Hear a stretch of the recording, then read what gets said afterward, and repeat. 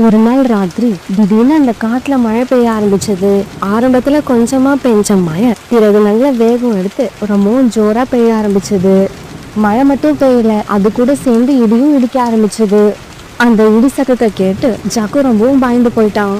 அம்மா அம்மா, இந்த இடி சத்தத்தை கேட்டா எனக்கு ரொம்ப பயமா இருக்கு. காலுஜி, நம்ம வீடு எல்லா இடத்துலயும் ஒழுகுது. இப்படியே மழை பெஞ்சுக்கிட்டு இருந்தா இந்த கூரை நம்ம மேலேயே விழுந்துடும். அதுக்கு நான் என்ன பண்ண முடியும்? இந்த கூரை மேலே ஏறி உட்காந்து என்ன ரிப்பேர் பண்ண சொல்றியா? சரியான சோம்பேறி நீங்க. சோனா குருவியை பாருங்க, மழைக்காலம் வர்றதுக்கு முன்னாடியே தன்னோட வீட்டு கூரையை சரி பண்ணிக்கிச்சு. புறா வீடு எவ்வளவு மோசமா இருந்துச்சு, இப்ப பாருங்க அதுவும் புது வீடு கட்டிக்கிச்சு. அவ்வளவு ஏன், ரீட்டா கிளி கூட முன்னாடி இருந்த சின்ன வீட்டை இடிச்சு தள்ளிட்டு இப்ப பெருசா அழகா ஒரு வீட்டை கட்டிக்கிச்சு. இந்த காட்டுலயே இப்படி ஒரு கேவலமான வீட்டில் இருக்கிறது நம்ம குடும்பம் மட்டும்தான்.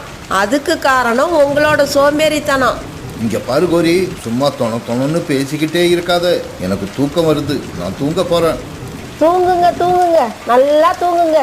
நான் என் பையனை அழைச்சிக்கிட்டு சோனா குருவி வீட்டுக்கு போறேன். நீங்க என்னை வந்து கூப்பிட்டா கூட நான் இதுக்கப்புறம் இந்த வீட்டுக்கு வரமாட்டேன். போ, தாராளமா போ. நீ சொன்ன மாதிரி உண்மையிலேயே நீ சோனா குருவி வீட்டுக்கு போயிட்டேன்னா உன்னோட தொல்லை இல்லாம நான் நிம்மதியா இருப்பேன். இருங்க, எத்தனை நாளைக்கு அப்படி இருக்கிறீங்கன்னு நானும் பாக்குறேன். இப்படி சொன்ன கோரி பிறகு தன்னுடைய பையன் ஜக்குவை கூட்டு போயிட்டு சோனா குருவி வீட்டை நோக்கி பறந்து போயிடுச்சு. இந்த சமயத்துல சோனா குருவி தன்னோட பொண்ணு பியூட்டி கூட வீட்டுல உட்காந்து பேசிக்கிட்டு இருந்தது. அப்ப வாச கதவை யாரோ தட்டுற சத்தம் கேட்டுச்சு. அம்மா, வாச கதவை யாரோ தட்டுறாங்க. நான் போய் கதவை திறந்து யாருன்னு பார்க்கவா? மழை பெஞ்சுக்கிட்டு இருக்கப்ப நீ வெளியில போக வேண்டாம், இரு நான் போய் பார்த்துட்டு வரேன். இப்படி சொன்ன சோனா குருவி பிறகு கதவை திறந்துக்கிட்டு வெளியில போச்சு. சோனா, என்னையும் என் பிள்ளையையும் காப்பாத்து. எங்க வீட்டு கூரை சரியில்லை, எந்த நேரத்துல வேணாலும் அது இடிஞ்சு விழலாம். இதுக்கப்புறம் அந்த வீட்டுல ஜக்குவை வச்சுக்கிட்டு என்னால இருக்க முடியாது. கௌரி அக்கா, நீங்க உள்ள வாங்க, எதுவா இருந்தாலும் உள்ள போய் பேசிக்கலாம். இப்படி சொன்ன சோனா குருவி பிறகு கோரிக்காவை அழைச்சிட்டு வீட்டுக்குள்ள போச்சு. சோனா, உன்னோட வீடு எவ்வளவு அழகா ஸ்ட்ராங்கா இருக்கு. நானும் வீட்டு கூரையை சரி பண்ண சொல்லி எத்தனையோ தடவை சொல்லிட்டேன், காலேஜ் கேட்கவே இல்லை. கோரி அக்கா, எதுவா இருந்தாலும் காலையில பேசிக்கலாம், இப்ப படுத்து தூங்குங்க. சோனா குருவி இப்படி சொன்ன உடனே கோரிக்காவும் ஜாக்கவும் அங்கிருந்து ஒரு கூட்டுல படுத்து தூங்க ஆரம்பிச்சாங்க. மறுநாள் பொழுது விடிஞ்சிச்சு. அந்த சமயத்துல மழையும் சுத்தமா விட்டு இருந்தது. கோரி அக்கா, இதுக்கப்புறம் நீங்க காலண்ணனை நம்பி எந்த புண்ணியமும் இல்ல. நீங்க தனியா ஒரு புது வீட்டை கட்டிக்கோங்க. காலண்ணனை நம்பிக்கிட்டு இருந்தீங்கன்னா கடைசி வரைக்கும் இப்படிதான் இருக்கணும். சோனா, எனக்கு வீடு கட்ட தெரிஞ்சா நான் எப்பவோ கட்டியிருப்பேன். எனக்கு எங்க அம்மா எதையும் கத்து கொடுக்கல. அதனாலதான் எல்லா விஷயத்துக்கும் நான் அந்த காலுவையே நம்பி இருக்க வேண்டியிருக்கு. நீங்க ஒண்ணும் கவலைப்படாதீங்க, என் கூட வாங்க. நம்ம வீடு கட்ட தேவையான பொருட்களை எடுத்துக்கிட்டு வந்து வீடு கட்ட ஆரம்பிப்போம். அம்மா, நான் போய் கோடாரி எடுத்துக்கிட்டு வரேன். இப்பவே கிளம்புங்க. கோரி ஆண்டிய பார்த்தா பாவமா இருக்கு. பிறகு கோரிக்காகவும் சோனா குருவியும் வீடு கட்ட தேவையான பொருட்களை எடுக்கிறதுக்காக காட்டுக்குள்ள பறந்து போனாங்க. இந்த மரம் நல்லா காஞ்சு போய் இருக்கு, நமக்கு தேவையான மரக்கட்டைகளை இந்த மரத்துல இருந்து எடுத்துக்கோ. இப்படி சோனா குருவி பிறகு அந்த மரத்தை வெட்ட ஆரம்பிச்சது. இப்படி வெட்ட ஆரம்பிச்ச சோனா குருவி சீக்கிரமாவே கோரிக்காயத்துக்கு வீடு கட்ட தேவையான மரக்கட்டைகளை வெட்டி எடுத்துக்கிச்சு. பிறகு அந்த விளைவு கட்டத்தை கேட்டு காஞ்ச பொருட்களை எடுக்கிறதுக்காக வேற ஒரு இடத்துக்கு பறந்து போனாங்க. அந்த இடத்துக்கு போன இவங்க தேவையான பொருட்களையும் கட்டாக கட்டி எடுத்துக்கிட்டாங்க. பிறகு எல்லா பொருட்களையும் எடுத்துக்கிட்ட இவங்க வீடு கட்ட போற இடத்துக்கு பறந்து போனாங்க. சோனா குருவி கோரிக்காகத்துக்கு தந்து எதையும் எதிர்பார்க்காம கோரிக்காகத்துக்கு தேவையான வீட்டை கட்ட ஆரம்பிச்சது. இப்படி வீடு கட்ட ஆரம்பிச்ச சோனா குருவி அன்னைக்கு சாயங்காலத்துக்குள்ளேயே ஒரு அழகான வீட்டை கட்டி முடிச்சிருச்சு. கோரி அக்கா, இந்த வீடு இப்ப உங்களோடது. மழை பெஞ்சாலும் சரி, வெயில் அடிச்சாலும் சரி, நீங்களும் உங்க பையனும் எந்த கவலையும் இல்லாம இந்த வீட்டுல நிம்மதியா வாழலாம். சோனா குருவி கட்டி கொடுத்த வீட்டை பார்த்துட்டு கோரிக்காவும் ரொம்ப சந்தோஷப்பட்டுச்சு. சோனா, நீ செஞ்ச உதவியை என்னோட வாழ்நாள்ல என்னால மறக்கவே முடியாது. இப்படி சொன்ன கோரிக்காகும் பிறகு தன்னோட பையன் ஜக்கு கூட அந்த வீட்டுக்குள்ள போய் சந்தோஷமா வாழ ஆரம்பிச்சது. அதே சமயம் காலுக்காவன் தன்னுடைய நண்பர்கள் கூட வெட்டித்தனமா அந்த காட்டை சுத்தி வந்துகிட்டு இருந்தது. என்ன காலு, உன்னோட மனைவி தனியா ஒரு வீடு கட்டிக்கிட்டாங்க போல இருக்கு. ஆமா, நான் கூட கேள்விப்பட்டேன். எப்படியோ என்னை விட்டு போன வரைக்கும் சரிதான். கோரி என் கூட இருந்த வரைக்கும் எனக்கு பெரிய தொல்லையா இருந்தது. நானும் என்னோட மனைவியை வீட்டை விட்டு எப்படியாவது துரத்திடணும்னு பாக்குறேன். ஆனா அவ என்னை விட்டு போகவே மாட்டேங்கிறா. ஆந்தை இப்படி சொல்ல அதை கேட்டுட்டு காலுக்காகவும் சின்ன பிள்ளையும் விழுந்து விழுந்து சிரிச்சாங்க. என்னோட வீடு 2-3 இடத்துல தான் ஒழுகுது, அத போய் பெரிய விஷயமா பேசிக்கிட்டு என்கிட்ட சண்டை போட்டுக்கிட்டு போயிட்டா. பரவாயில்ல விடு, போன வரைக்கும் சரிதான். சரி வாங்க, நாம அருவிக்கரைக்கு போய் கொஞ்ச நேரம் காத்து வாங்கிட்டு வருவோம்.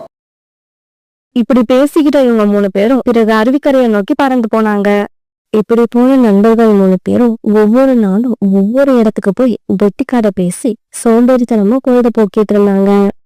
இப்படியே சில நாட்கள் நகர்ந்துச்சு. அந்த காட்டுல இப்ப மறுபடியும் மழை பெய்ய ஆரம்பிச்சது. காலுக்காகத்தோட வீட்டு கூட கொஞ்சம் கொஞ்சமா இருந்துச்சு வீட்டுக்குள்ள விழ ஆரம்பிச்சது. இதை பார்த்துட்டு பயந்து போன காலுக்காக உடனே வீட்டை விட்டு வெளியில பறந்து போயிடுச்சு. காலுக்காக இப்படி போன கொஞ்ச நேரத்துல எல்லாம் அந்த வீடு இடிஞ்சு கீழே விழுந்து தரமட்டமாயிருச்சு. நல்ல வேளை நான் வெளியில வந்துட்டேன், இந்நேரம் என்னோட உயிர் போயிருக்கும். எங்க போறதுன்னு தெரியாத காலுக்காகவும் கொஞ்ச நேரம் மழையில நனைஞ்சுக்கிட்டே நின்றுகிட்டு இருந்தது. நாம ஏன் மழையில நினைக்கணும், நமக்கு யாரும் இல்லையா என்ன? எனக்கு 2 நண்பர்கள் இருக்காங்க, பேசாம அவங்க வீட்டுக்கு போவோம். இப்படி நினைச்ச காலுக்காகவும் முதல்ல சின்ன பிள்ளை வீட்டுக்கு பறந்து போச்சு. என்னது, என் வீட்லயா? காலு, உன்னை என்னோட வீட்டுல தங்க வைக்க முடியாது. தயவு செய்து கோச்சிக்காத. நீ தங்கறதுக்கு வேற எங்கேயாவது இடம் பார்த்துக்க. என்ன சின்ன பிள்ளை இப்படி சொல்லிட்ட?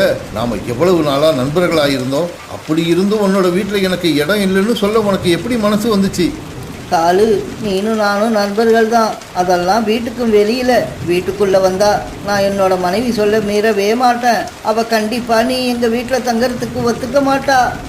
சின்ன பிள்ளை, என்னோட மனைவி சரியில்லை, குடும்பக்காரி.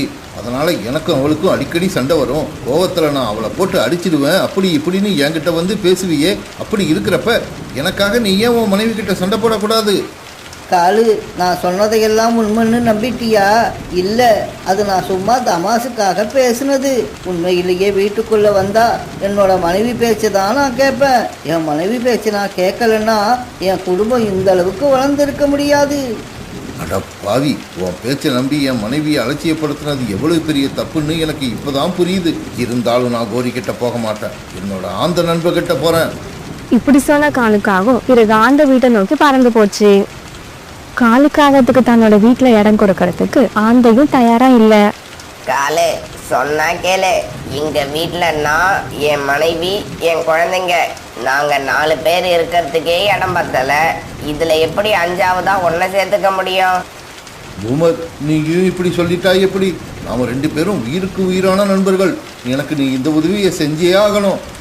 காலு, நீயும் நானும் நண்பர்கள்னு சத்தமா சொல்லாத.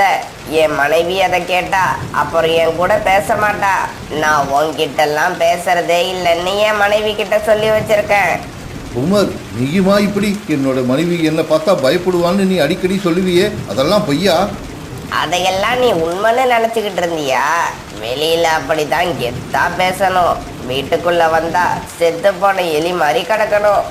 இந்த பூமரும் சின்ன புள்ள மாதிரியே தான் இருக்கான். நான் மட்டும்தான் இவங்க பேச்சையெல்லாம் உண்மைன்னு நம்பி முட்டாள்தனமா கோரிக்காகத்தை வீட்டை விட்டு வெளியில அனுப்பிட்டேன். அதனாலதான் இன்னைக்கு என் கூட யாருமே இல்லாம தனியா நிக்கிறேன். இப்படி சொன்ன காலுக்காகவும் பிறகு அங்கிருந்து சோனாக்குருவி வீட்டுக்கு பறந்து போச்சு. சோனா சோனா, எப்படியாவது என்ன கோரிக்காகத்து கூட சேர்த்து வச்சிரு. நான் செஞ்சதெல்லாம் தப்பு தான், இதுக்கப்புறம் இப்படி நடந்துக்கவே மாட்டேன்.